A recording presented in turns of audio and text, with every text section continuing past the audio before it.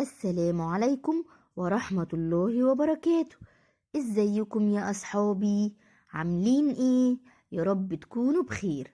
معانا النهاردة حدوتة جديدة. ما تنسوش تضغطوا لايك ويلا بينا على الحدوتة.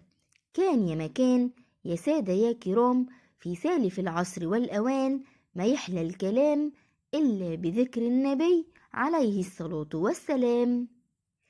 كان في كونغارو صغير اسمه كيمو، عايش في غابة كبيرة وجميلة، وكان دايما بيحب اللعب والتنطيط واستكشاف حاجات جديدة. وفي يوم كيمو وهو بيلعب في الغابة عند التل الأخضر شاف شيء بيلمع من بعيد في الشمس، لونه أحمر فاصفر. راح كيمو يشوف ويستكشف الشيء اللي بيلمع من بعيد ده ايه، ولقاها كورة جميلة. حب جدا شكلها وألوانها وهي بين ايده.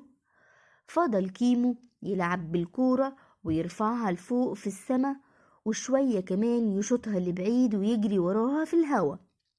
وفجأة وكيمو بيلعب ومستمتع بالكورة وفرحان، اتدحرجت منه فوق التل ووقعت في حفرة كانت في المكان. زعل كيمو لأن الكورة اللي لقاها وكان مبسوط جدا بيها ضاعت. حاول يجيبها لكن الحفرة كانت عميقة والكورة جواها اختفت.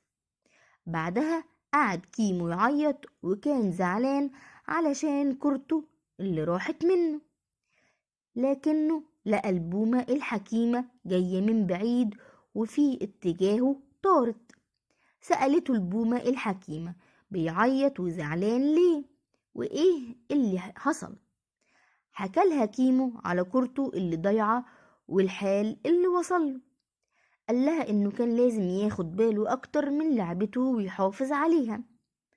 البومة ابتسمت وقالت له كلنا عندنا أخطاء كتيرة بنقع فيها، أهم حاجة لما تعمل أي حاجة غلط تتعلم الدرس منها وما تكررش غلطتك تاني، وإنك تحاول دايما تفكر إزاي تصلحها.